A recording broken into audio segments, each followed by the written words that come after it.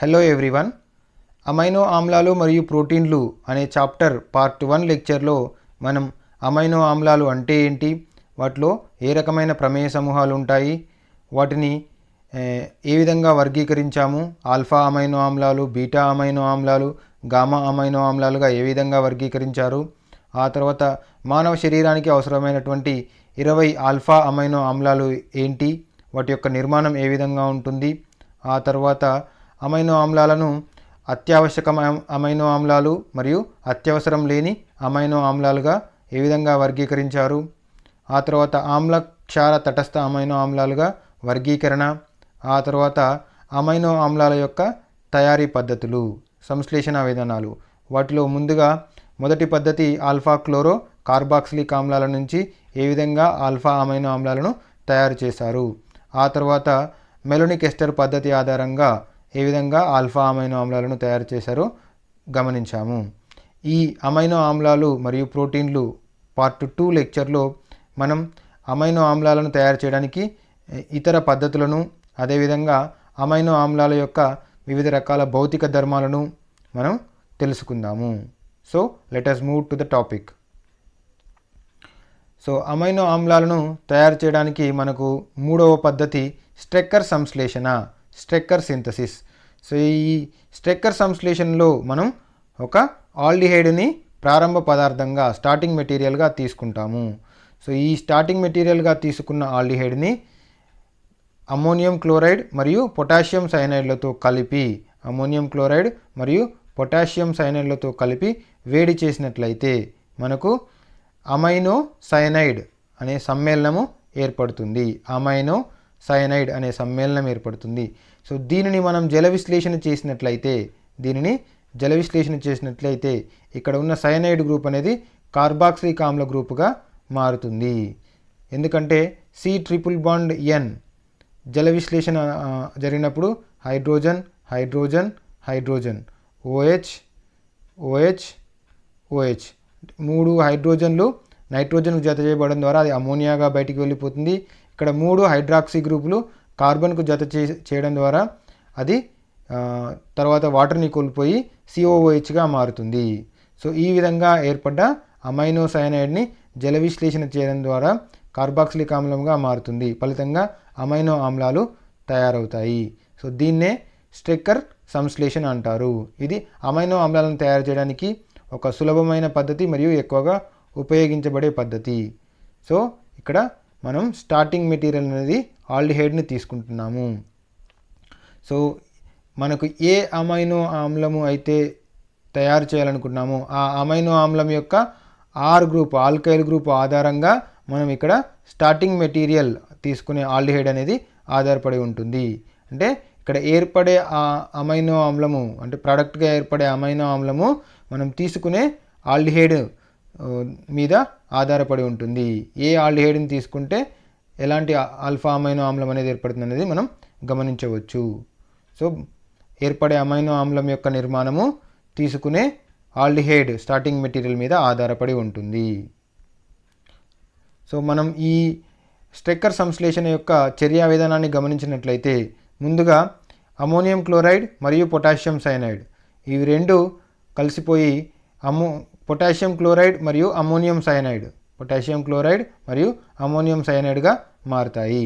ఈ ఏర్పడ్డ అమ్మోనియం సైనైడ్ని వేడి చేసినట్లయితే మనకు అది అమ్మోనియా మరియు హైడ్రోజన్ సైనైడ్గా విడిపోతుంది. అమ్మోనియా మరియు HCN హైడ్రోజన్ సైనైడ్గా విడిపోతుంది. సో ఈ ఏర్పడ్డ అమ్మోనియా ముందుగా స్టార్టింగ్ మెటీరియల్ అయినటువంటి ఆల్డిహైడ్తో అమ్మోనియా చర్య జరుపుతుంది. ఫలితంగా ఇక్కడ C∪O, ఇక్కడ ఉన్న 2 హైడ్రోజన్లు వాటర్ కోల్పోవడం ద్వారా అక్కడ కార్బన్కు నైట్రోజన్కు మధ్య డబుల్ బాండ్ అనేది ఏర్పడుతుంది. So RC∪NH.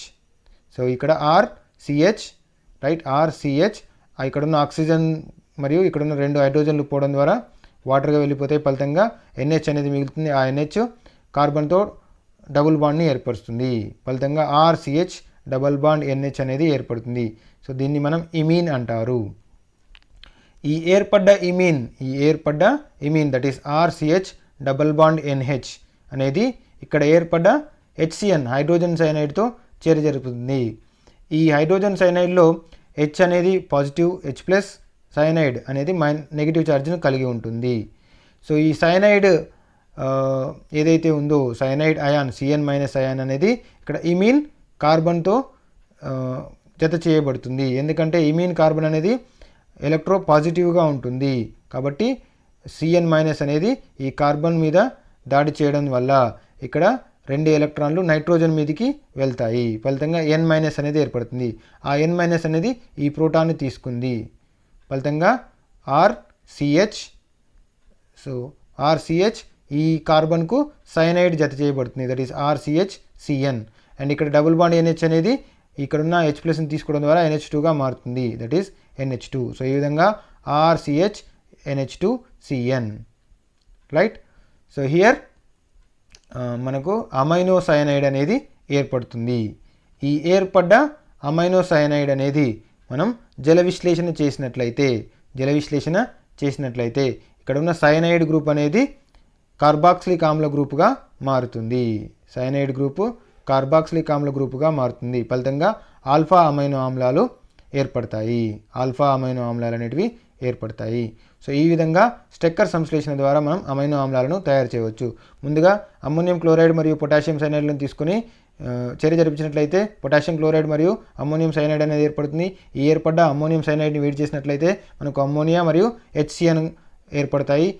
ఈ ఏర్పడ్డ అమ్మోనియా అనేది ముందుగా మన స్టార్టింగ్ మెటీరియల్ ఆల్డిహైడ్తో చర్య జరిపి ఇమీన్ని ఏర్పరుస్తుంది. ఈ ఏర్పడ్డ ఇమీన్ హైడ్రోజన్ సైనైడ్తో చర్య జరపడం ద్వారా అమైనో సైనైడ్ అనేది ఏర్పడుతుంది. ఈ ఏర్పడ్డ అమైనో సైనైడ్ని మనం జల విశ్లేషణ చేసినట్లయితే మనకు ఆల్ఫా అమైనో ఆమ్లాలు ఏర్పడతాయి. సో ఈ విధంగా స్టెక్కర్ సంశ్లేషణ ద్వారా మనం ఆల్ఫా అమైనో ఆమ్లాలను తయారు చేసుకోవచ్చు. సో ఇక్కడ ఏర్పడే ఆల్ఫా అమైనో ఆమ్లం యొక్క నిర్మాణము మనం తీసుకునే ఆల్డిహైడ్ యొక్క నిర్మాణం మీద ఆధారపడి ఉంటుంది. సో ముందుగా ఈ స్టెక్కర్ సంశ్లేషణ ద్వారా మనము ఎలనిన్ని ఏ విధంగా తయారు చేస్తామో చూద్దాము. సో ఎలనిన్ యొక్క నిర్మాణాన్ని గమనించినట్లయితే that is CH3 CH NH2 COOH. So ఇక్కడ ఆల్కైల్ R గ్రూప్ స్థానంలో మనకు మిథైల్ అనేది ఉంది. రైట్. సో మనం తీసుకునే ఆల్డిహైడ్ ఎట్లా ఉండాలి? మిథైల్ గ్రూప్ను కలిగి ఉన్న ఆల్డిహైడ్ని మనం తీసుకోవాలి. So R is CH3. So right. ఇక్కడ మనం తీసుకునే aldehyde CH3 C double bond OH. ఎసిటాల్డిహైడ్ని మనం స్టార్టింగ్ మెటీరియల్గా తీసుకుంటున్నాము. సో ఇది R. దట్ ఈస్ RCHO అంటే CH3. ఇక్కడ మనకు ఎలనిన్ రావాలి అంటే ఇక్కడ CH3 తీసుకోవాలి. రైట్.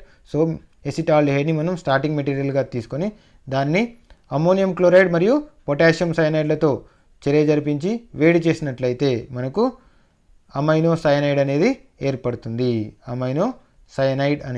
ఏర్పడుతుంది. ఈ ఏర్పడ్డ అమైనో సైనైడ్ని మనం జల విశ్లేషణ చేసినట్లయితే సైనైడ్ గ్రూప్ కార్బాక్సిలిక్ ఆమ్ల గ్రూపుగా మారి మనకు ఎలనిన్ అనేది ఏర్పడుతుంది. సో ఈ విధంగా చర్యా విధానం సేమ్ ఇంతకుముందు చూసిన విధంగానే ఉంటుంది. కాబట్టి ఈ విధంగా మనం ఎలనిన్ని తయారు చేసుకోవచ్చు. రైట్. సో ఈ విధానం ద్వారా వ్యాలిన్ని ఏ విధంగా తయారు చేస్తామో గమనించవచ్చు ఇక్కడ. Right. So preparation of valine from Strecker synthesis. Strecker సంశ్లేషణ ఆధారంగా వ్యాలిన్ తయారీ. వ్యాలిన్ యొక్క నిర్మాణాన్ని మనం చూసినట్లయితే so CH3 CH CH3 CH NH2 COOH. So here CH3 CH CH3 అనేది అంటే ఆల్కైల్ గ్రూప్గా ఉంటుంది. ఆ ఆల్కైల్ గ్రూప్ అంటే ఐసోప్రొపైల్ గ్రూపు మనకు ఆల్కైల్ గ్రూప్గా ఉంటుంది R. సో ఈ ఐసోప్రొపైల్ గ్రూప్ను కలిగి ఉన్న ఆల్డిహైడ్ని మనం స్టార్టింగ్ మెటీరియల్గా తీసుకోవాలి.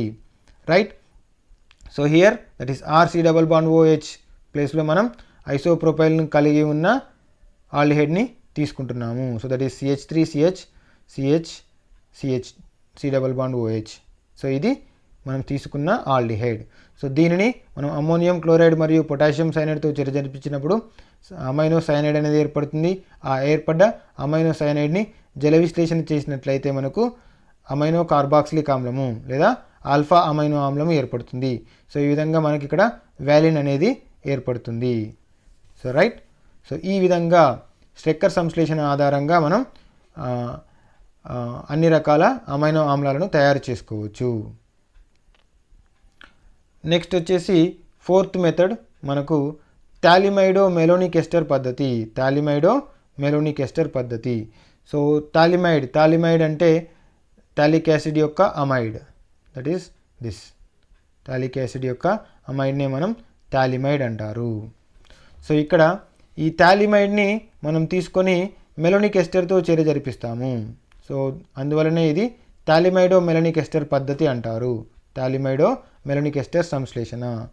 సో ఈ సంశ్లేషణ విధానంలో ఇక్కడ మనం పొటాషియం థాలిమైడ్ని మనం తీసుకొని దీనిని ఆల్ఫా బ్రోమో మెలోనిక్ ఎస్టర్తో మెలోనిక్ ఎస్టర్ని మనం గమనించాము ఇంతకుముందు మెలోనిక్ ఎస్టర్ పద్ధతిలో, రైట్. సో ఇక్కడ ఆల్ఫా బ్రోమో మెలోనిక్ ఎస్టర్తో చర్య జరిపించినప్పుడు ఇక్కడ ఉన్న బ్రోమిన్, ఇక్కడ ఉన్న పొటాషియం K+ అనేది KBrగా బయటికి వెళ్ళిపోతాయి. ఫలితంగా ఇక్కడ ఉన్న నైట్రోజన్ మరియు ఇక్కడ ఉన్న కార్బన్ ఈ రెండు కూడా బంధంలో పాల్గొంటాయి. ఫలితంగా మనకు థాలిమైడో మెలోనిక్ ఎస్టర్ అనేది ఏర్పడుతుంది. ఇక్కడ నైట్రోజన్కు మరియు ఇక్కడ ఉన్న కార్బన్కు, మెలోనిక్ ఎస్టర్లో ఉన్న CH కార్బన్కు మధ్య బంధం అనేది ఏర్పడుతుంది. సో ఫలితంగా మనకు థాలిమైడో మెలోనిక్ ఎస్టర్ అనేది ఏర్పడుతుంది. సో ఈ ఏర్పడ్డ థాలిమైడో మెలోనిక్ ఎస్టర్ని ముందుగా సోడియంతో చర్య జరిపిస్తాము. సోడియంతో చర్య జరిపించినప్పుడు ఇక్కడ ఈ హైడ్రోజన్ అనేది H+ అనేది పోయి ఇక్కడ కార్బన్ అయాన్ అనేది ఏర్పడుతుంది. ఈ ఏర్పడ్డ కార్బన్ అయాన్ని రెండవ దశలో RX ఆల్కైల్ హలైడ్తో చర్య జరిపిస్తాము, రైట్. సో ఆ ఏర్పడ్డ కార్బన్ అయాను మనకు ఈ RX ఆల్కైల్ గ్రూప్తో జత చేయబడుతుంది. ఫలితంగా ఆ కార్బన్ అయాన్ Rతో చర్య జరిపించడం ద్వారా కార్బన్కు మరియు ఆల్కైల్ గ్రూప్కు మధ్య బంధం ఏర్పడుతుంది. ఫలితంగా ఆల్కైల్ థాలిమైడో మెలోనిక్ ఎస్టర్ అనేది ఏర్పడుతుంది. సో దీన్ని మనం జల విశ్లేషణ చేసినట్లయితే ఇక్కడ ఏం జరుగుతుందంటే ఈ అమైడ్ బాండ్ ఏదైతే ఉందో థాలిమైడ్లో ఉన్న అమైడ్ బాండ్ విడిపోతుంది. విడిపోవడం ద్వారా మనకు N అనేది NH2గా మారుతుంది, రైట్. సో ఇది థాలిక్ యాసిడ్గా ఏర్పడుతుంది. ఈ భాగము థాలిక్ యాసిడ్గా ఏర్పడుతుంది. ఈ నైట్రోజన్ 2 హైడ్రోజన్లు తీసుకొని NH2గా మారుతుంది, రైట్. అండ్ ఈ ఎస్టర్ ఏదైతే ఉందో ఈ ఎస్టర్ బంధం విడిపోయి కార్బాక్సిలిక్ ఆమ్లంగా మారుతుంది, రైట్. ఇంకొక కార్బాక్సిలిక్ ఆమ్లము CO2గా డికార్బాక్సిలేషన్ చెందుతుంది. సో ఈ విధంగా ఇక్కడ మనము గమనించవచ్చు, ఇది థాలిక్ యాసిడ్గా బయటకు వెళ్ళిపోతుంది. థాలిక్ యాసిడ్ ఇక్కడ ఉన్న నైట్రోజన్ అనేది 2 హైడ్రోజన్లు తీసుకోవడం ద్వారా ఇక్కడ ఒక హైడ్రోజన్ తీసుకోవడం ద్వారా మనకు NH2గా మారుతుంది, రైట్. సో ఇక్కడ ఈ ఎస్టర్ భాగాలు 2 కోల్పోయి కార్బాక్సిలిక్ ఆమ్లంగా మారి వాటిని వేడి చేసినట్లయితే ఒక కార్బాక్సిలిక్ ఆమ్లం CO2గా వెళ్ళిపోతుంది. ఫలితంగా ఒక కార్బాక్సిలిక్ ఆమ్ల గ్రూప్ మాత్రమే ఇక్కడ ఉంటుంది. సో ఈ విధంగా మనకు ఆల్ఫా అమైనో ఆమ్లాలు అనేటివి ఏర్పడతాయి, రైట్. సో ఈ విధానాన్నే మనం థాలిమైడో మెలోనిక్ ఎస్టర్ పద్ధతి అంటారు. సో ఈ థాలిమైడో మెలోనిక్ ఎస్టర్ పద్ధతిలో ముందుగా మనం పొటాషియం థాలిమైడ్ని తీసుకొని దాన్ని ఆల్ఫా బ్రోమో మెలోనిక్ ఎస్టర్తో చర్య జరిపించడం ద్వారా మనకు థాలిమైడో మెలోనిక్ ఎస్టర్ అనే సమ్మేళనం ఏర్పడుతుంది. ఈ ఏర్పడే సమ్మేళనాన్ని సోడియంతో చర్య జరిపించినప్పుడు మనకు ఆల్ఫా హైడ్రోజన్ చర్యాశీలక హైడ్రోజన్లు కాబట్టి అవి కోల్పోయి కార్బన్ అయాన్ ఏర్పడుతుంది. ఆ ఏర్పడ్డ కార్బన్ అయాను ఇక్కడ ఉన్న ఆల్కైల్ హలైడ్ రెండవ దశలో ఆల్కైల్ హలైడ్తో చర్య జరిపిస్తాము. ఫలితంగా ఆల్కైల్ గ్రూపు మెలోనిక్ ఎస్టర్లో ఉన్న కార్బన్తో జత చేయబడుతుంది. ఫలితంగా ఆల్కైల్ థాలిమైడో మెలోనిక్ ఎస్టర్ అనేది ఏర్పడుతుంది. దాన్ని జల విశ్లేషణ చేసి వేడి చేసినట్లయితే మనకు ఆల్ఫా అమైనో ఆమ్లాలు అనేటివి ఏర్పడతాయి. సో ఈ విధంగా మనం థాలిమైడో మెలోనిక్ ఎస్టర్ పద్ధతి ద్వారా ఆల్ఫా అమైనో ఆమ్లాలను తయారు చేసుకోవచ్చు, రైట్. సో వీటిని ఒక ఎగ్జాంపుల్తో గమనించినట్లయితే సో ఈ థాలిమైడో మెలోనిక్ ఎస్టర్ పద్ధతి నుంచి ఎలనిన్ని ఏ విధంగా తయారు చేయవచ్చు. సో ఎలనిన్ యొక్క నిర్మాణాన్ని గమనించినట్లయితే CH3 CHNH2 COOH CH3 CHNH2 COOH. So ఇక్కడ ఆల్కైల్ గ్రూప్ స్థానంలో R స్థానంలో మనకు మిథైల్ గ్రూప్ అనేది ఉంది. సో ఈ మిథైల్ గ్రూప్ని మనం రెండవ దశలో ఇక్కడ ఆల్కైల్ హలైడ్ జత చేసే దశలో మనం దానికి అటాచ్ చేయాల్సి ఉంటుంది. ఇక్కడ తీసుకునే ఆల్కైల్ హలైడ్ యొక్క నిర్మాణం ఆధారంగానే ఏర్పడే ఆల్ఫా అమైనో ఆమ్లం యొక్క నిర్మాణం ఉంటుంది. కాబట్టి ఇక్కడ మనకు ఎలనిన్ ఏర్పడాలంటే R ప్లేస్లో CH3 ఉండాలి. అంటే అక్కడ మనం చర్యను అందించాల్సిన ఆల్కైల్ హలైడ్ మిథైల్ గ్రూప్ను కలిగి ఉన్న ఆల్కైల్ హలైడ్ మాత్రమే ఉండాలి.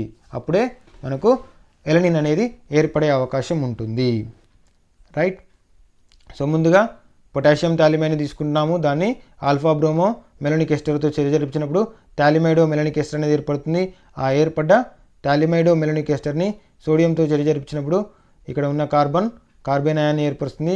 ఆ కార్బన్ అయాన్ అనేది ఇక్కడ మనం మిథైల్ బ్రోమైడ్ని తీసుకొని, ఎందుకంటే ఆర్ఎక్స్ ఆల్కైల్ హలైడ్, ఇక్కడ ఆల్కైల్ ప్లేస్లో మిథైల్ బ్రోమైడ్ని తీసుకున్నాము.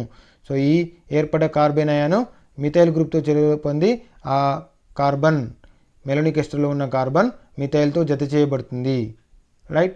సో ఫలితంగా మనకు ఆల్కైల్ థాలిమైడో మెలోనిక్ ఎస్టర్ అనేది మిథైల్ థాలిమైడో మెలోనిక్ ఎస్టర్ అనేది ఏర్పడుతుంది.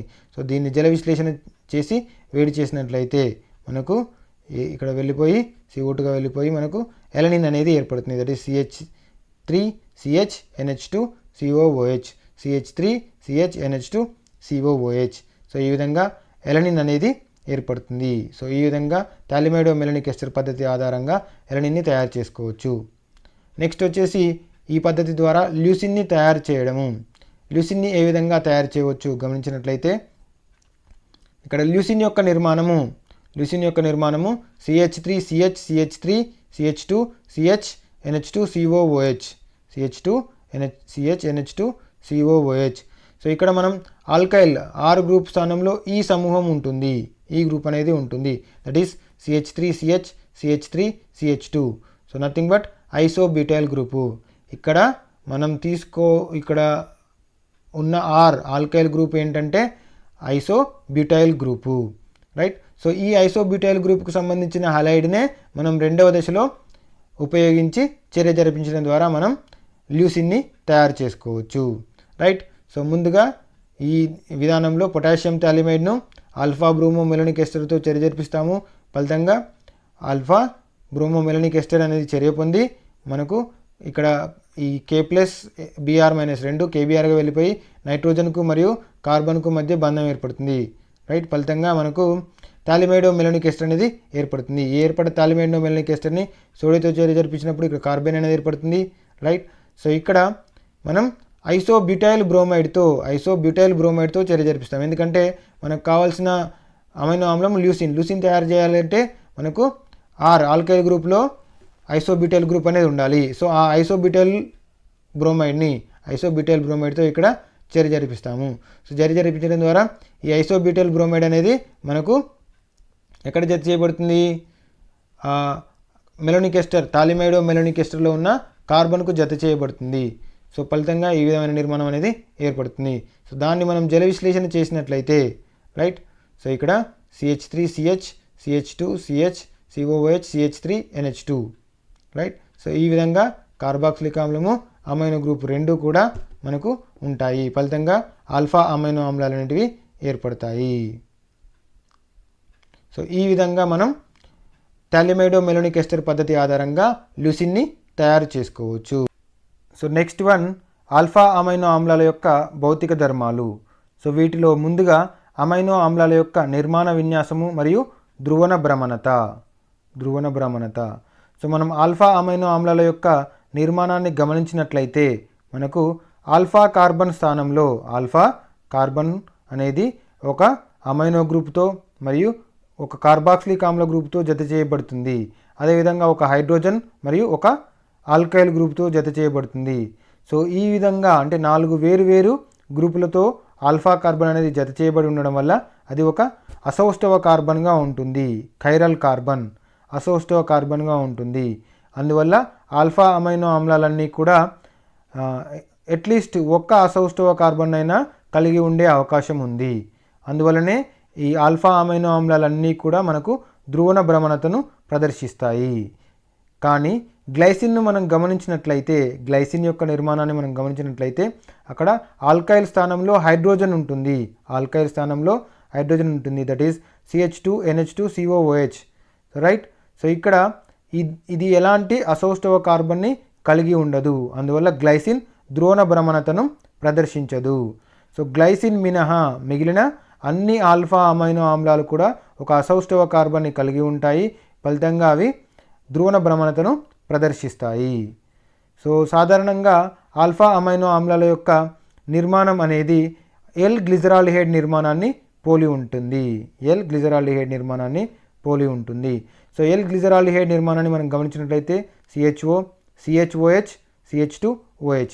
సో ఇక్కడ OH లెఫ్ట్ సైడ్ ఉండడం వల్ల దాన్ని మనం ఎల్ గ్లిజరాల్డిహైడ్తో రాస్తున్నాము. సో ఈ గ్లిజరాల్డిహైడ్ యొక్క నిర్మాణం ఏ విధంగా ఉందో అదేవిధంగా మనకు ఎల్ అమైనో ఆమ్లాల యొక్క నిర్మాణం కూడా ఉంటుంది. అందువలనే వీటిని ఎల్ అమైనో ఆమ్లాలు అంటారు. Right. COOH, NH2, CH, NH2 and then CH3. So ఇక్కడ కార్బన్కు అసౌష్ఠవ కార్బన్ దగ్గర NH2 గ్రూప్ అనేది ఎడం వైపు ఉంది కాబట్టి ఎల్ అమైనో యాసిడ్గా రాస్తారు. సో ఈ L glyceraldehyde and L amino ఆమ్లాలు అనేటివి కొన్నిటి కూడా RS నామినిక్లేచర్లో గమనించినట్లయితే ఎస్ నేమ్ను కలిగి ఉంటాయి, అంటే ఎస్ విన్యాసంతో ఉంటాయి. సో ఎల్ అమైనో ఆమ్లాలు అంటే ఆల్ఫా అమైనో ఆమ్లాల యొక్క విన్యాసం ఎస్గా ఉంటుంది. రైట్. సో మనం రెండు అమైనో ఆమ్లాలు ఒకటి కంటే ఎక్కువ అసౌష్ఠవ కార్బన్లను కలిగి ఉంటాయి. సో ఆ రెండు అమైనో ఆమ్లాలు ఏంటంటే ఐసోల్యూసిన్ మరియు థ్రియోనిన్. ఈ రెండు అమైనో ఆమ్లాలు రెండు అసౌష్ఠవ కార్బన్లను కలిగి ఉంటాయి. అంటే ఈ అమైనో ఆమ్లంలో రెండు అసౌష్ఠవ కేంద్రాలు ఉంటాయి. సో ఇక్కడ ఐసోల్యూసిన్ యొక్క నిర్మాణాన్ని గమనించినట్లయితే CH3, CH2, CH, CH3, CH, NH2, COOH. Right. So ఇక్కడ ఆల్ఫా కార్బన్ అసౌష్ఠవ కార్బన్గా ఉంటుంది మరియు బీటా కార్బన్ అంటే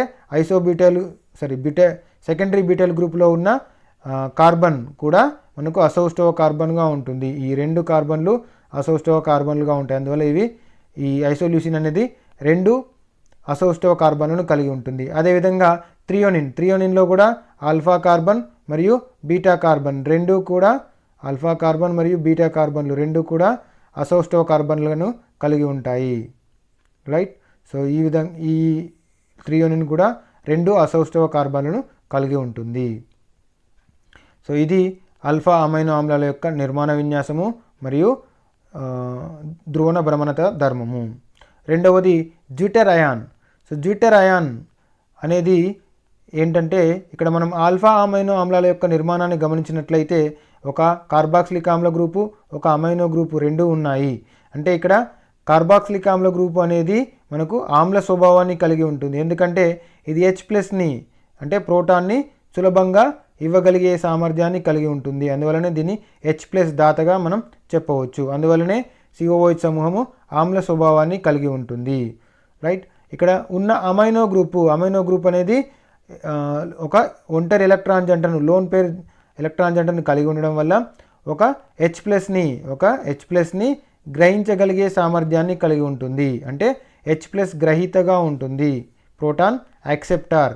అందువల్ల ఇది క్షార స్వభావాన్ని కలిగి ఉంటుంది. సో కార్బాక్సిలిక్ ఆమ్లము ఆమ్ల స్వభావము, అమైనో గ్రూపు క్షార స్వభావం ఉండడం వల్ల ఈ ఆమ్ల స్వభావం ఉన్న కార్బాక్సిలిక్ ఆమ్లం నుంచి ప్రోటాన్ అనేది క్షార స్వభావం ఉన్న అమైనో గ్రూపుకు మార్పిడి జరుగుతుంది, బదిలీ జరుగుతుంది. రైట్. అందువల్ల అక్కడ ఏం జరుగుతుంది, ఇక్కడ COO- ఏర్పడుతుంది, ఇక్కడ NH3+ అనేది ఏర్పడుతుంది. ఫలితంగా ఒక డైపోలార్ అయాన్ అనేది ఏర్పడుతుంది. ఎందువల్ల కార్బాక్సిలిక్ ఆమ్లంలో ఉన్న ప్రోటాన్ అనేది కార్బాక్సిలిక్ ఆమ్ల గ్రూప్ నుంచి అమైనో గ్రూపుకు అంటే క్షార గ్రూపుకు బదిలీ అయినప్పుడు మనకు ఒక డైపోలార్ అయాన్ నిర్మాణం అనేది ఏర్పడుతుంది. సో ఆ డైపోలార్ అయాన్ నిర్మాణం ఏ విధంగా ఉంటుందో మనం ఇక్కడ గమనించవచ్చు. రైట్. సో ఇది ఆవేశరహితంగా ఉన్న అంటే న్యూట్రల్ ఆల్ఫా అమైనో ఆమ్లము. రైట్. సో ఇక్కడ COOH కార్బాక్సిలిక్ ఆమ్ల గ్రూపు అండ్ ఇక్కడ అమైనో గ్రూపు ఉన్నాయి. రైట్. సో ఇక్కడ H+ ప్రోటాన్ ట్రాన్స్ఫర్ అనేది కార్బాక్సిలిక్ ఆమ్లం గ్రూప్ నుంచి అమైనో గ్రూపుకు జరిగినప్పుడు ఏం జరుగుతుంది, ఇక్కడ COO- అనేది ఏర్పడుతుంది. ఎందుకంటే H+ వెళ్ళిపోయింది కాబట్టి, ఇక్కడ H+ని గ్రహించుకుంది కాబట్టి అమైనో గ్రూపు NH3+గా మారుతుంది. ఫలితంగా NH3+ CHR COO-. Right. So ఈ విధంగా డైపోలార్ అయాన్ అనేది రెండు ఆవేశాలు ఒకే అణువులో ఉన్నాయి కాబట్టి డైపోలార్ అయాన్ అనేది ఏర్పడుతుంది. సో దాన్ని ఈ విధంగా కూడా మనం రాయవచ్చు. ఎందుకంటే ఇక్కడ C డబల్ బాండ్ O అనేది మనకు ఇట్లా ఉంటుంది, ఈ విధంగా రాయవచ్చు, రైట్. సో ఈ ఏర్పడ్డ డైపోలార్ అయాన్ నిర్మాణాన్ని మనం జ్విట్టర్ అయాన్ అంటారు.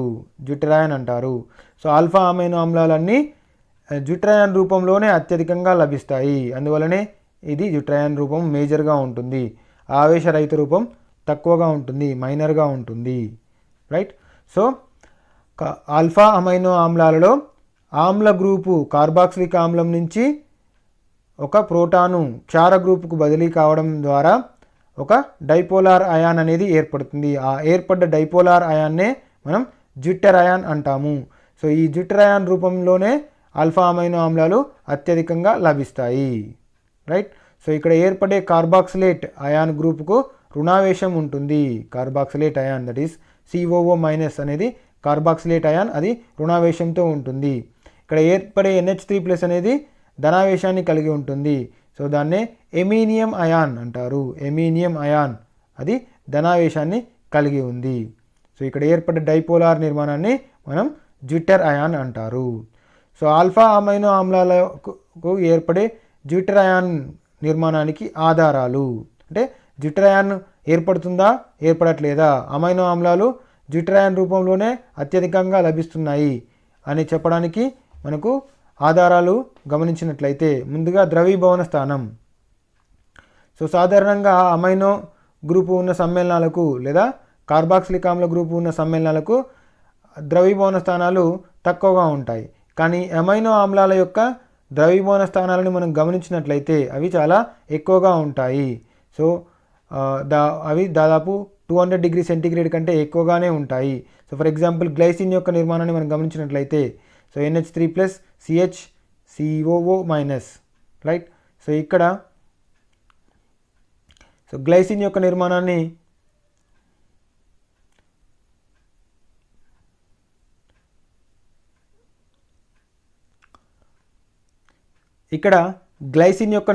మనం గమనించినట్లయితే NH3+ CH2COO-. సో దీని యొక్క మెల్టింగ్ పాయింట్ ద్రవీభవన స్థానం 262 డిగ్రీ సెంటీగ్రేడ్. సో ఈ విధంగా అధిక ద్రవీభవన స్థానం విలువలు అమైనో ఆమ్లాల యొక్క పోలార్ స్వభావాన్ని సూచిస్తున్నాయి. అంటే అమైనో ఆమ్లాలు డైపోలార్ అయాన్ రూపంలో ఉన్నాయని చెప్పవచ్చు, right. So second one is ద్రావణీయత. సో మనం అమైనో ఆమ్లాల యొక్క ద్రావణీయతను గమనించినట్లయితే అవి కర్బన ద్రావణాల్లో చాలా తక్కువగా కరుగుతాయి. సో ఈథర్లో కొద్దిగా కరుగుతాయి, ఈథర్లో కంటే కూడా నీటిలో ఎక్కువగా కరుగుతాయి. మిగిలిన కర్బన ద్రావణాల్లో కరగవు. అంటే ఈథర్లో కొద్ది మొత్తంలో కరుగుతాయి అండ్ నీటిలో చాలా అత్యధికంగా కరుగుతాయి, మరియు ఏ ఇతర కర్బన ద్రావణాల్లో కరగవు లేదా కరిగినా చాలా స్వల్ప ద్రావణీయతను కలిగి ఉంటాయి. సో ఈ విధంగా నీటిలో అత్యధిక ద్రావణీయతను కలిగి ఉన్న అంశము దేన్ని సూచిస్తుందంటే పోలార్ నేచర్ని సూచిస్తుంది, రైట్. సో ఎందుకంటే నీరు అనేది ఒక పోలార్ ద్రావణము, రైట్. సో ఆ పోలార్ ద్రావణంలో కలిగి ఉన్న పదార్థాలు పోలార్ పదార్థాలు అయ్యే ఉంటాయి. అందువలనే అమైనో ఆమ్లాలు డైపోలార్ అయాన్ స్వభావాన్ని కలిగి ఉండడం వల్లనే వాటి యొక్క ద్రావణీయత నీటిలో ఎక్కువగా ఉందని మనం చెప్పవచ్చు. ఆఫ్టర్ దట్ పోలార్ స్వభావము. ఆల్ఫా అమైనో ఆమ్లాల యొక్క ద్విధ్రువభ్రామక విలువలను మనం గమనించినట్లయితే ఆల్ఫా అమైనో ఆమ్లాల యొక్క ద్విధ్రువభ్రామక విలువలు అత్యధికంగా చాలా ఎక్కువగా ఉంటున్నాయి. అంటే దాని అర్థం ఈ ఆల్ఫా అమైనో ఆమ్లాలలో పోలార్ స్వభావం అనేది ఎక్కువగా ఉంది. అందువలనే వాటి యొక్క ద్విధ్రువభ్రామకత విలువలు అత్యధికంగా ఉంటున్నాయి అని చెప్పవచ్చు. సో ఇక్కడ గ్లైసిన్ యొక్క ద్విధ్రువభ్రామకాన్ని గమనించినట్లయితే మనకు 14 dBU అనేది ఉంటుంది. గ్లైసిన్ యొక్క ద్విధ్రువభ్రామకం μ = 14 dBU. సో ఈ విలువ చాలా అత్యధికంగా ఉంటుంది. ఎందుకంటే మనకు ప్రొపైల్ అమైన్ యొక్క ద్విధ్రువభ్రామకాన్ని గమనించినట్లయితే అది 1.4 dBU ఉంది. మరియు ప్రొపనోయిక్ యాసిడ్ యొక్క ద్విధ్రువభ్రామకం విలువ 1.7 ఉంటుంది. సో ఈ రెండింటిని కలిపిన వాటి కంటే కూడా ఈ గ్లైసిన్లో ఉండేటువంటి ద్విధ్రువభ్రామకం విలువ చాలా అత్యధికంగా ఉంటుంది, రైట్. సో ఈ ఆల్ఫా అమైనో ఆమ్లాల యొక్క ద్విధ్రువభ్రామకం విలువలు సాధారణ ఎమైన్లతో పోల్చిన లేదా సాధారణ కార్బాక్సిలిక్ ఆమ్లాలతో పోల్చినప్పుడు అత్యధికంగా ఉంటుంది. ఈ అత్యధికంగా ఉండే డైపోలార్ ద్విధ్రువభ్రామక విలువలు డైపోలార్ స్వభావాన్ని చూపిస్తున్నాయి. రైట్. సో ద్విధ్రువభ్రామకం అధికంగా ఉండే విలువలు పోలార్ స్వభావాన్ని చూపిస్తున్నాయి. రైట్. ఉభయ ధర్మాల స్వభావము ఆంఫోట్రిక్ నేచర్. రైట్. సో ఈ ఆంఫోట్రిక్ నేచర్ అంటే ఏంటంటే ఏదైనా ఒక సమ్మేళనము ఆమ్లంతో మరియు క్షారంతో రెండింటితో చర్య జరిపగలిగే స్వభావాన్ని కలిగి ఉన్నట్లయితే ఆ పదార్థము ఆంఫోట్రిక్ ఉభయ ధర్మాల స్వభావాన్ని చూపిస్తుందని చెప్పవచ్చు. ఇక్కడ మనం కార్బాక్సిలిక్ ఆమ్లం యొక్క నిర్మాణాన్ని మనం గమనించినట్లయితే దాంట్లో ఆమ్ల గ్రూపు COOHగా ఉంటుంది, క్షార గ్రూపు NH2గా ఉంటుంది. ఈ ఆమ్ల గ్రూపు మరియు క్షార గ్రూపు ఇవి రెండు ఉండడం వల్ల ఇక్కడ ఉన్న ఆమ్లము వేరే క్షారంతో చర్య జరిపించగలుగుతుంది, ఇక్కడ ఉన్న క్షారము వేరే ఆమ్లంతో చర్య జరిపించడం జరుగుతుంది. అంటే ఇక్కడ ఆమ్ల గ్రూపు క్షార గ్రూపు రెండు ఉండడం వల్ల ఇవి ఆమ్లాలతో మరియు క్షారాలతో రెండింటిలో చర్యలో పాల్గొనే స్వభావాన్ని కలిగి ఉంటాయి. దీన్నే మనం ఆంఫోట్రిక్ నేచర్ అంటారు, ఉభయ ధర్మాల స్వభావము. నెక్స్ట్ వన్ సమవిద్యుత్ స్థానము. సో మనం ఆల్ఫా అమైనో ఆమ్లాలను మనం గమనించినట్లయితే సో దాంట్లో ఉండే కార్బాక్సిలిక్ ఆమ్ల గ్రూపు ఆమ్లత్వాన్ని కలిగి ఉంటుంది, అమైనో గ్రూపు క్షారత్వాన్ని కలిగి ఉంటుంది. రైట్. సో మనం ఇక్కడ గమనించినట్లయితే ఇక్కడ ఉన్న ఆమ్లత్వం కార్బాక్సిలిక్ ఆమ్లాల యొక్క ఆమ్లత్వం అనేది సాధారణ కార్బాక్సిలిక్ ఆమ్లం కంటే తక్కువగా ఉంటుంది మరియు అమైనో గ్రూప్ యొక్క క్షారత్వం అనేది సాధారణ ఎమీన్ల కంటే కూడా తక్కువగా ఉంటుంది.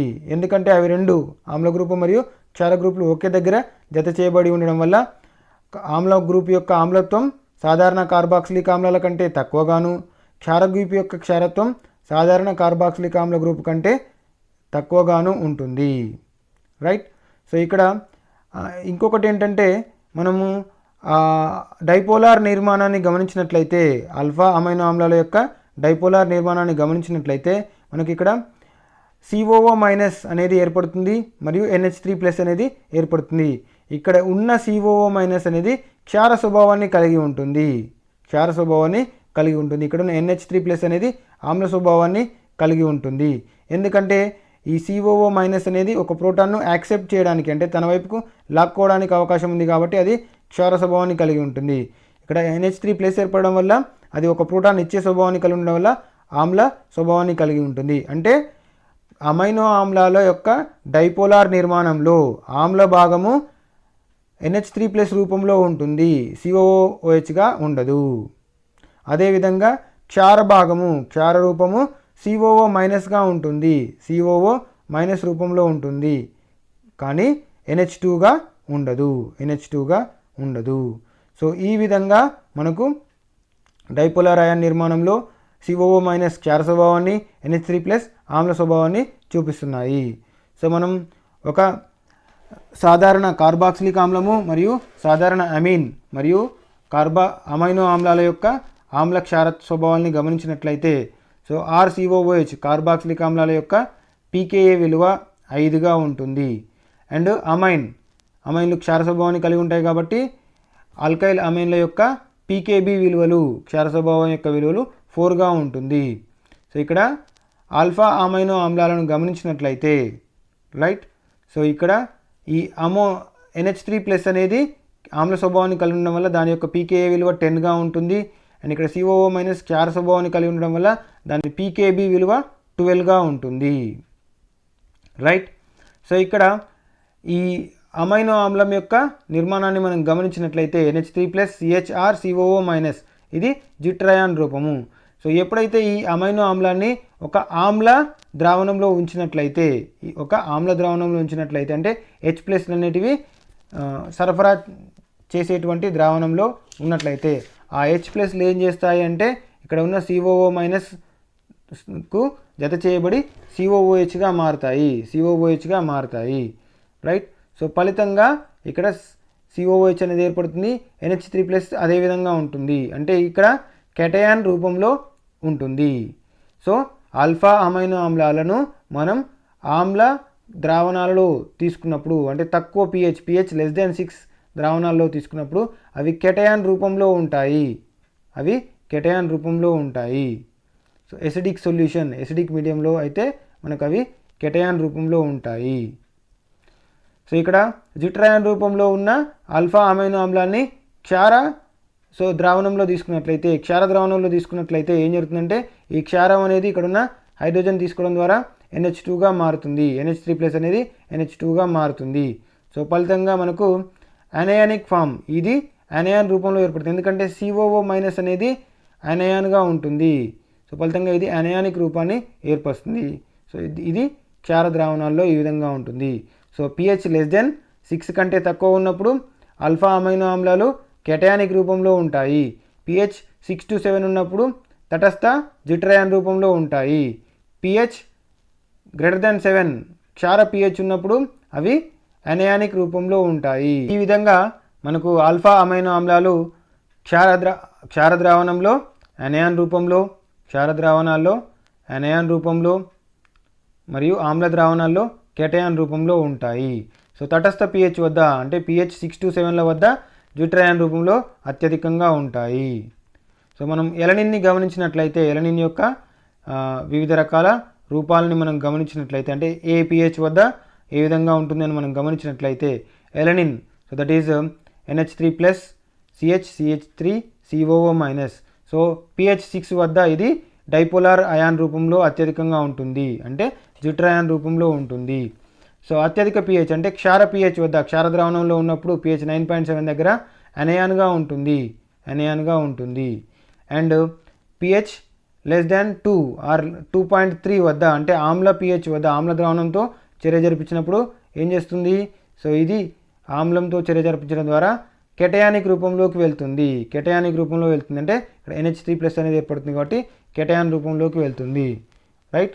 సో ఫలితంగా ఇక్కడ pH 2.3 వద్ద కెటయాన్ రూపము అంటే ఆమ్ల pH వద్ద కెటయానిక్ రూపము, క్షార pH వద్ద అనయానిక్ రూపంలో ఉంటుంది. సో ఏ pH వద్ద అయితే ఆల్ఫా అమైనో ఆమ్లాల యొక్క డైపోలార్ అయాన్ నిర్మాణము నథింగ్ బట్ జిట్రయాన్ నిర్మాణము అత్యధికంగా ఉంటుందో ఆ pH విలువని సమవిద్యుత్ స్థానం అంటారు. సో ఏ pH విలువ వద్ద ఒక అమైనో ఆమ్లం యొక్క డైపోలార్ అయాన్ రూపము, జిట్రయాన్ రూపము అత్యధికంగా ఉంటుందో ఆ pH విలువని సమవిద్యుత్ స్థానం అంటారు. సో మనం ఒక అమైనో ఆమ్లాన్ని గమనించినట్లయితే that is RCH NH3+. So ఇది ఆల్ఫా అమైనో ఆమ్లాల యొక్క జిట్రయాన్ రూపము. సో ఆమ్ల ద్రావణం వేసినప్పుడు ఏమవుతుంది? ఈ ఆమ్ల ద్రావణంలో H+ ఉండడం వల్ల ఆ H+ అనేది COOHకి జత చేయడం వల్ల అది RCH NH3+ కెటయాన్ రూపంలోకి మారుతుంది. రైట్. సో క్షార ద్రావణంలో తీసుకున్నప్పుడు అది క్షార ద్రావణం ఇక్కడ ఉన్న H+ని తీసుకోవడం ద్వారా అమైన్ గ్రూప్ అనేది NH2 గ్రూప్ అనేది ఏర్పడుతుంది. రైట్. సో RCH NH2 ఇక్కడ ఏమైంది? అనయాన్ రూపంలో ఏర్పడింది. ఆల్ఫా అమైనో ఆమ్లము అనయాన్ రూపంలోకి ఏర్పడింది. సో ఆమ్ల ద్రావణంలో ఉన్నప్పుడు కెటయాన్ రూపంలో, క్షార ద్రావణంలో ఉన్నప్పుడు అనయాన్ రూపంలో ఏర్పడుతుంది. రైట్. సో దీనిని విద్యుత్ విశ్లేషణ చేసినట్లయితే ఆమ్ల ద్రావణంలో ఉన్నప్పుడు అది కెటయాన్ రూపంలో, ఆమ్ల ద్రావణంలో ఉన్నప్పుడు అది కెటయాన్ రూపంలో ఉంటుంది. అప్పుడు విద్యుత్ విశ్లేషణ చేసినట్లయితే అది క్యాథోడ్ వైపుకు ప్రయాణం చేస్తుంది. క్షార ద్రావణంలో ఉన్నప్పుడు అది యానయాన్ రూపంలో ఉంటుంది. అప్పుడు విద్యుత్ విశ్లేషణ చేసినట్లయితే అది యానోడ్ వైపుకు ప్రయాణం చేస్తుంది. సో ఈ విధంగా విద్యుత్ విశ్లేషణలో అంటే ఆమ్ల ద్రావణంలో ఉన్నప్పుడు అది కెటయాన్ రూపంలో ఉండి క్యాథోడ్ వైపుకు, ఒకవేళ క్షార ద్రావణంలో ఉన్నప్పుడు విద్యుత్ విశ్లేషణ చేస్తే అది యానయాన్ రూపంలో ఉండి యానోడ్ వైపుకు ప్రయాణం చేస్తుంది. సో ఏ pH విలువ వద్ద అమైనో ఆమ్లము యానోడ్ వైపుకు కానీ క్యాథోడ్ వైపుకు కానీ ఎటు ప్రయాణం చేయకుండా ఉంటుందో ఆ pH విలువనే సమవిద్యుత్ స్థానం అంటారు. రైట్. సో ఇక్కడ అంటే ఏ pH వద్ద డైపోలార్ అయాన్ నిర్మాణం ఎక్కువగా ఉంటుందో అదే మనకు సమవిద్యుత్ స్థానము. సో నథింగ్ బట్ ఈ డైపోలార్ అయాన్ నిర్మాణం ఎప్పుడైతే అత్యధికంగా ఉంటుందో అది అటు క్యాథోడ్ వైపుకు కానీ ఇటు యానోడ్ వైపుకు కానీ ప్రయాణం చేయదు. రైట్. సో ఇది సమవిద్యుత్ స్థానము. సో ఈ సమవిద్యుత్ స్థానం వద్ద డైపోలార్ అయాన్ నిర్మాణము డ్యూటెరయాన్ నిర్మాణం అత్యధికంగా ఉంటుంది, రైట్. సో భౌతిక ధర్మాల యొక్క విలువలు చాలా స్వల్పంగా ఉంటాయి, అంటే అమైనో ఆమ్లాల యొక్క భౌతిక ధర్మాల విలువలు లైక్ చలనశీలత, విద్యుత్ వాహకత, ద్రవాభిసరణ పీడనము, స్నిగ్ధత గుణకాలు వంటి భౌతిక ధర్మాల విలువలు చాలా తక్కువగా ఉంటాయి. సో సమవిద్యుత్ స్థానం వద్ద నీటిలో చాలా అత్యధిక ద్రావణీయతను కలిగి ఉంటుంది. సో సమతాస్థితి స్థానం విలువలు ఆధారంగా ఎమైనో ఆమ్లాలను మనం వేరు చేసే అవకాశం ఉంటుంది, వేరు చేసే అవకాశం అనేది ఉంటుంది. సో ఈ సమవిద్యుత్ స్థానం విలువల ఆధారంగా ఆల్ఫా అమైనో ఆమ్లాలని మనం వేరు చేయవచ్చు. సమవిద్యుత్ స్థానం విలువల ఆధారంగా ఆల్ఫా అమైనో ఆమ్లాలను మనం వేరు చేయడానికి అవకాశం ఉంటుంది. సో ఇక్కడ ఈ సమవిద్యుత్ స్థానం ఐసోఎలక్ట్రిక్ పాయింట్ అనేది ఆమ్ల అమైనో ఆమ్లాలకు 5 కంటే తక్కువగా ఉంటుంది. ఎందుకంటే ఈ ఆమ్ల అమైనో ఆమ్లాలలో ఎసిడిక్ అమైనో ఆమ్లాలలో ఒక ఆమ్ల గ్రూప్ అత్యధికంగా ఉండడం వల్ల వాటి యొక్క ఐసో ఎలక్ట్రిక్ పాయింట్ సమవిద్యుత్ స్థానము అనేది 5 కంటే తక్కువగా ఉంటుంది. న్యూట్రల్ అమైనో ఆమ్లములు తటస్థ అమైనో ఆమ్లాలకు వాటి యొక్క సమవిద్యుత్ స్థానం pH విలువ 5 నుంచి 6.3 మధ్యలో ఉంటుంది, 5 to 6.3. అండ్ క్షార అమైనో ఆమ్లాలకు వాటి యొక్క ఐసోఎలక్ట్రిక్ పాయింట్ >6.3, సో 6.3 కంటే ఎక్కువగా ఉంటుంది. ఆమ్ల అమైనో ఆమ్లాలకు 5 కంటే తక్కువగా, తటస్థ అమైనో ఆమ్లాలకు 5 నుంచి 6.3, క్షార అమైనో ఆమ్లాలకు 6.3 కంటే ఎక్కువగా ఉంటుంది. సో pH 6 వద్ద మనము అమైనో ఆమ్లాల వేర్వేరు అమైనో ఆమ్లాల యొక్క నిర్మాణాన్ని మనం గమనించినట్లయితే, సో pH 6 వద్ద మనకు ఎలనిన్ అనేది డైపోలార్ నిర్మాణంలో ఉంటుంది, అంటే న్యూట్రల్ అమైనో ఆమ్లంగా ఉంటుంది. సో NH3+ COO-, ఎందుకంటే ఒక NH3+ ఒక COO- ఉంటుంది కాబట్టి అది న్యూట్రల్ తటస్థ స్వభావాన్ని కలిగి ఉంటుంది. నెక్స్ట్ లైసిన్ని గమనించినట్లయితే లైసిన్ అనేది క్షార స్వభావాన్ని కలిగిన అమైనో ఆమ్లము. సో క్షార స్వభావాన్ని కలిగిన అమైనో ఆమ్లం మనం గమనించినట్లయితే ఇక్కడ NH3+ మరియు NH3+, సో 2 కేటయాన్లు ఉంటాయి, ఒక యానయాన్ ఉంటుంది. ఫలితంగా ఇది కేటయాన్ రూపంలో pH 6 వద్ద కేటయాన్ రూపంలో ఉంటుంది, రైట్. సో ఎలనిన్ యొక్క ఐసోఎలక్ట్రిక్ పాయింట్ 6, లైసిన్ యొక్క ఐసోఎలక్ట్రిక్ పాయింట్ 9.7. సో మనం ఆస్పార్టిక్ ఆమ్లాన్ని గమనించినట్లయితే, సో ఇక్కడ ఆస్పార్టిక్ ఆమ్లాన్ని గమనించినట్లయితే COO-, COO-, NH3+, right. So ఇది యానయాన్ రూపంలో ఉంటుంది, ఎందుకంటే ఒక కేటయాన్ ఒక యానయాన్, ఒక కేటయాన్ ఒక యానయాన్ వెళ్ళిపోయినప్పుడు మనకు అడిషనల్గా ఒక యానయాన్ అనేది ఉంది. ఫలితంగా ఆస్పార్టిక్ ఆమ్లం అనేది pH 2. ఆస్పార్టిక్ ఆమ్లం యొక్క ఐసోఎలక్ట్రిక్ పాయింట్ అనేది సమవిద్యుత్ స్థానం అనేది మనకు 2.8గా ఉంటుంది, 2.8గా ఉంటుంది. సో ఇది సో ఆస్పార్టిక్ ఆమ్లం అనేది ఆమ్ల అమైనో ఆమ్లము, లైసిన్ అనేది క్షార అమైనో ఆమ్లము, ఎలనిన్ అనేది తటస్థ అమైనో ఆమ్లము. సో ఇక్కడ గమనించినట్లయితే alanine isoelectric point 6, lysine isoelectric point 9.7, aspartic acid isoelectric point is 2.8, right. So ఒక పేపర్ను తీసుకొని ఈ 3 అమైనో ఆమ్లాలను ఎలనిన్, లైసిన్, ఆస్పార్టిక్ ఆమ్లాన్ని 3 అమైనో ఆమ్లాల మిశ్రమాన్ని మనం pH 6 వద్ద ఉంచినట్లయితే, ఒక పేపర్ మీద తీసుకొని pH 6 వద్ద ఈ 3 అమైనో ఆమ్లాల యొక్క శాంపిల్స్ని తీసుకొని ఉంచినట్లయితే, సో మనకు బఫర్ ద్రావణం ఆధారంగా ఆ పేపర్ యొక్క pH విలువని 6 పాయింట్ వద్ద స్థిరంగా ఉండే విధంగా గమనించవచ్చు. సో pH 6 విలువ వద్ద alanine NH3+, CH3, COO-, and lysine, right, ఆస్పార్టిక్ acid. So ఈ విధంగా మనకు 3 రకాల నిర్మాణాలు అనేటివి ఏర్పడతాయి, రైట్. సో ఎలనిన్ అనేది తటస్థ నిర్మాణంగా ఉంటుంది pH 6 వద్ద, అది డైపోలార్ నిర్మాణాన్ని కలిగి ఉంటుంది. లైసిన్ అనేది కేటయాన్ రూపంలో ఉంటుంది, ఎందుకంటే ఒక కేటయాన్ అనేది ఎక్కువగా ఉంది కాబట్టి. అండ్ ఆస్పార్టిక్ ఆమ్లం అనేది యానయాన్గా ఉంటుంది, రైట్. సో ఈ 3 యొక్క మిశ్రమాన్ని ఒక పేపర్ మీద తీసుకున్నాము. ఆ తీసుకున్న పేపర్ని బఫర్ ద్రావణం ఆధారంగా pHని స్థిరంగా, అంటే 6 వద్ద స్థిరంగా ఉండే విధంగా చూస్తున్నాము.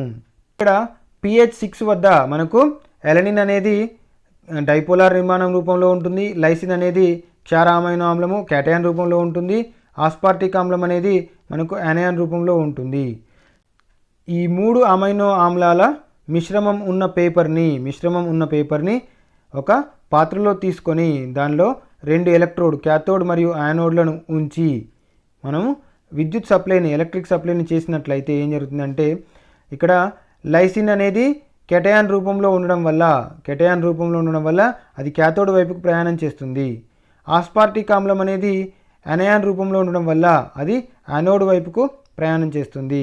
ఎలనిన్ అనేది తటస్థ స్వభావాన్ని కలిగి ఉండడం వల్ల ఏ ఎలక్ట్రోడ్ వైపుకు ప్రయాణం చేయదు. సో ఈ విధంగా సమవిద్యుత్ స్థానం ఐసోఎలక్ట్రిక్ పాయింట్ విలువలను ఆధారంగా చేసుకొని ఆ అమైనో ఆమ్లాలు ఏ కెటయాన్ రూపంలో ఉంటున్నాయా లేదా యానయాన్ రూపంలో ఉంటున్నాయా గుర్తించి వాటిని మనం ఈ విధంగా ఎలక్ట్రిక్ సప్లైని ఉపయోగించి వేరు చేసే అవకాశం ఉంటుంది. సో ఈ విధంగా సమవిద్యుత్ స్థానం ఆధారంగా అమైనో ఆమ్లాలను కూడా వేరు చేయవచ్చు.